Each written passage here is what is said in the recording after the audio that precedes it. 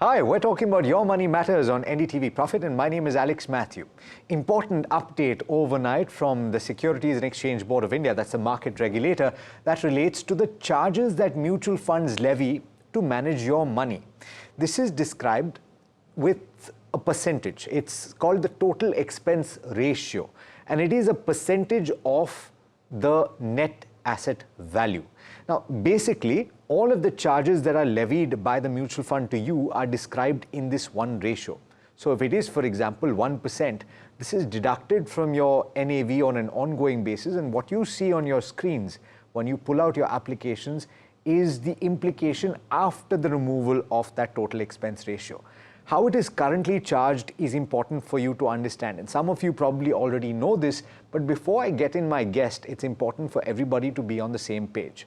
How it is charged right now is a slab-based structure. So if you think of any actively managed equity mutual fund scheme that is just launched, it will start at, if it is between 0 to 500 crore in assets under management, 2.25%.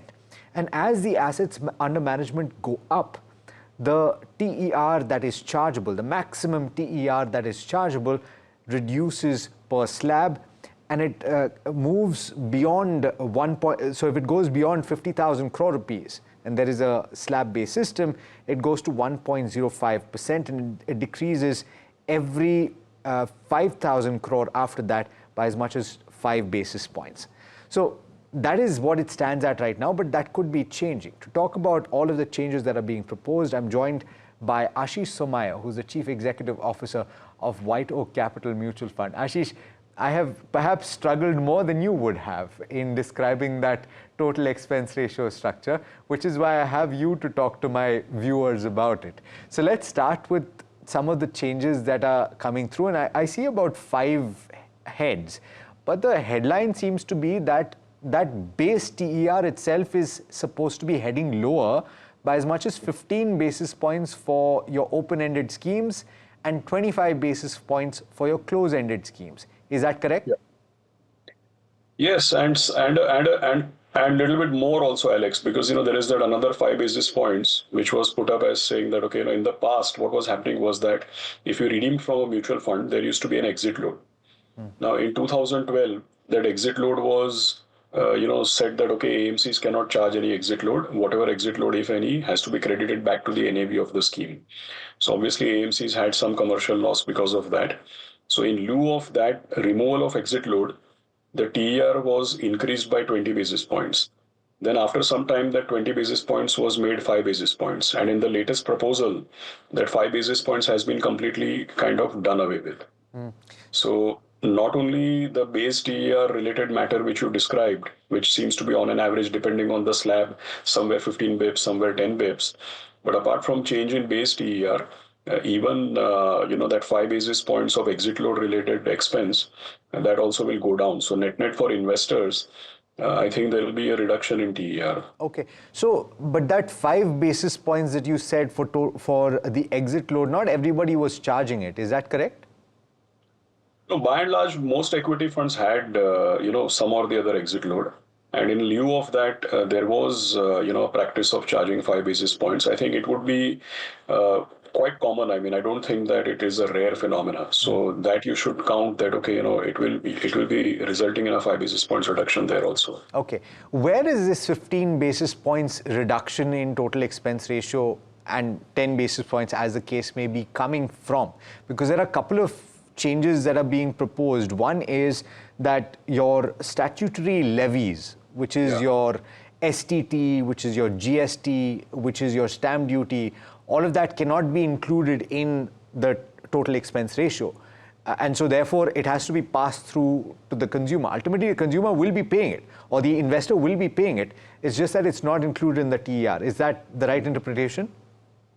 Yes, but so I'll tell you a couple of things. As of now, what I understand is that the reduction, I mean, if the proposal goes through as is, because we should not forget it's a proposal, it's not like happening tomorrow morning. So what we should keep in mind is that if you actually see, let's say there is a reduction in TER and there is, some components which were statutory levies, which were inside the TER, they are removed out. My sense is that the statutory levies and the components which are being removed from the TER and being allowed to charge plus plus, I think that component is less than what the actual reduction in TER is. So it's not like, okay, TER is reduced, but some other components are being allowed to charge, so net impact is zero. No, that's not the case. In whatever I've understood till now, it's just early days, but what I've understood till now is that the components which are being allowed to charge outside TER, the value in basis points of those components is less than the actual reduction of TER which is being proposed. So my sense is that still a few basis points, say give or take, 10, 11, 12 basis points of reduction in TER will still happen even if you remove those components and allow them to be charged separately. Okay. The other thing, yeah, sure. Yeah, no, go ahead, please. The other thing which I'm sure you will, the other thing I'm sure which you will come up with, and we will discuss it, is that for investors, it's not just about reduction in TER, but also, the alpha generated or the returns will go up, because I'm sure we'll discuss about the reduction in transaction costs, which is mainly related to the brokerage that mutual funds incur. I was coming to that that is because also a big one. Yes. I was coming to that because, and this is outside of the TER. Would you explain that? Because the brokerage and transaction fee is reduced to 2 basis points for cash and to 1 basis point for derivatives from 12 and 5 basis points respectively. What are the implications of this, Aashish?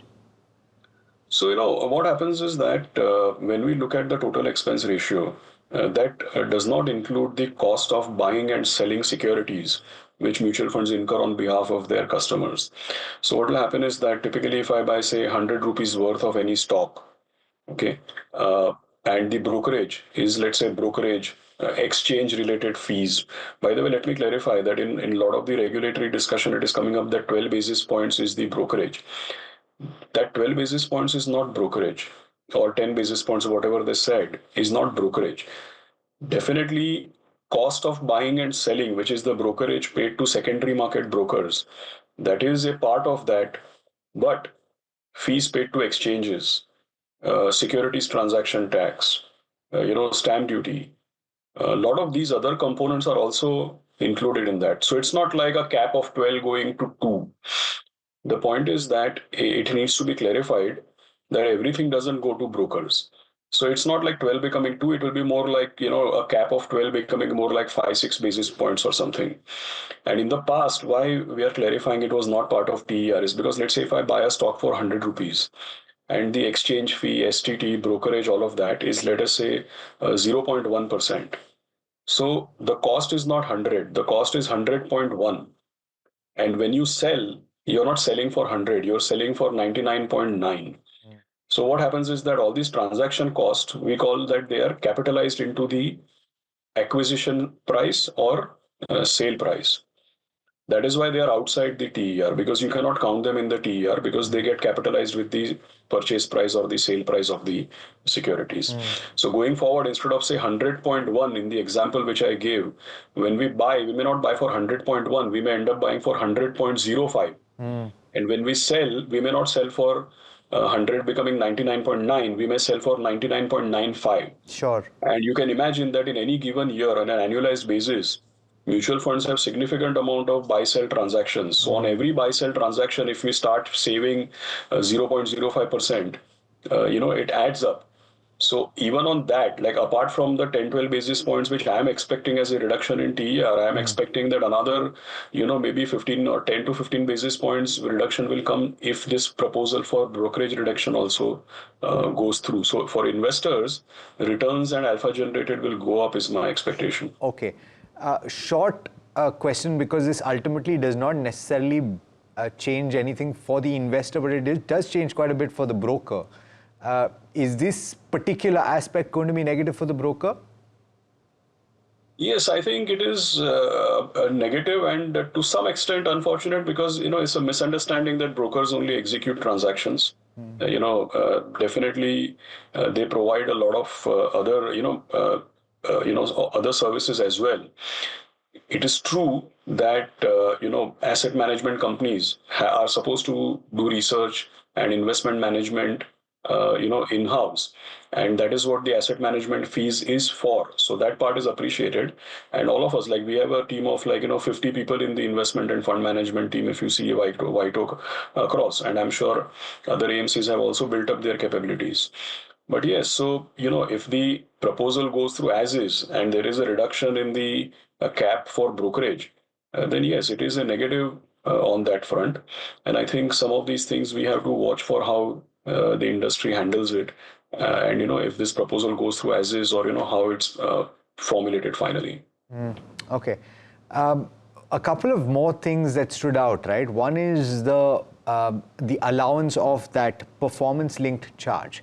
And this, I think, has been discussed by the industry for quite a while, where in an actively managed fund, if the fund manager is managing to consistently beat the benchmark, then the fund should be allowed to charge a performance charge.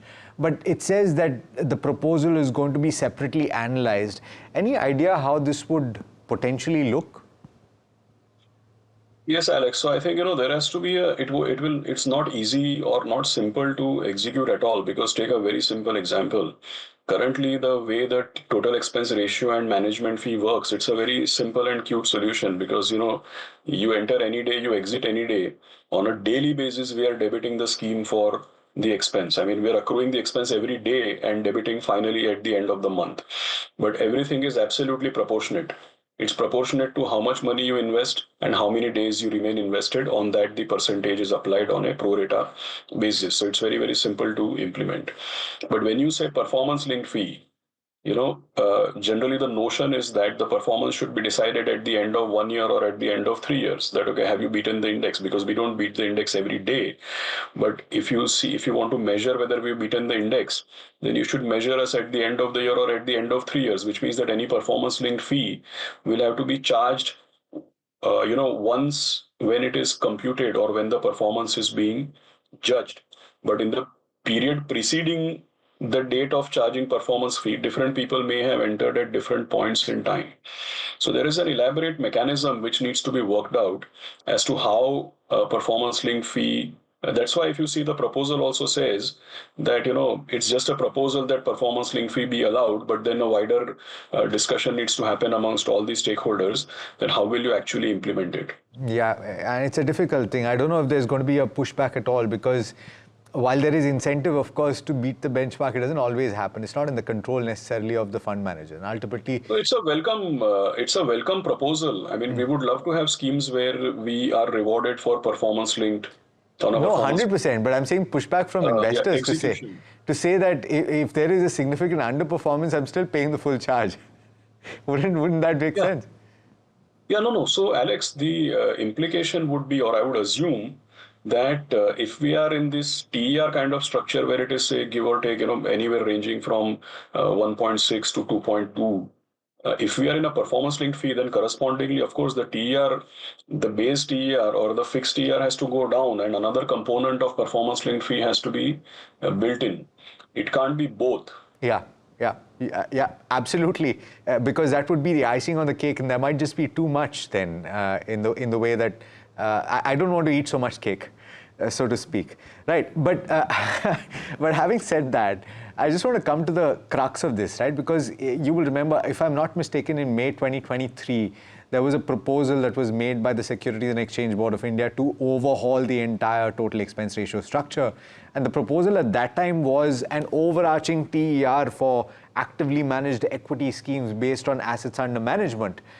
Would you say that this is preferable to that? Yes, of course. This structure, I mean, this proposal, what has come yesterday, is a lot more about, I still don't know. I mean, I said that it might end up reducing TER by 10-12 basis points. That is my first hand, or, first up my estimate, guesstimate, whatever you will call it. But beyond just any reduction in TER, etc., this whole proposal is a lot more about simplification. Because if you have GST and so many of these statutory levies which the government can increase or decrease, and if they all are inside the TER, then obviously it reduces transparency and it reduces understanding of how the TER should actually work. So this is a much more welcome proposal because it goes into simplifying and increasing transparency. The second reason why I find this proposal is quite interesting is also because in the previous proposal, if you remember, there was this discussion that brokerage, etc., which we incur on secondary market transactions, that should also be within the TER.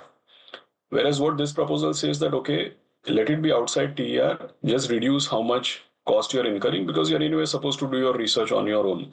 So if you go back to the old proposal, it would have been quite difficult because then if you include the cost of buy and sell inside the TER, that means you are basically saying that boss, do what it takes, don't do buying selling, reduce your buying selling activity, reduce your churn.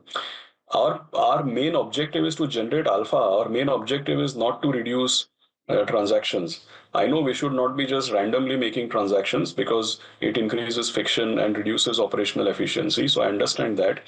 But in the best interest of investors, if we need to buy or sell something, we should be allowed to do that. And there should not be some artificial disincentive against, doing the right thing. Ashish, thanks so much for joining in. Pleasure having you as always. Thank you.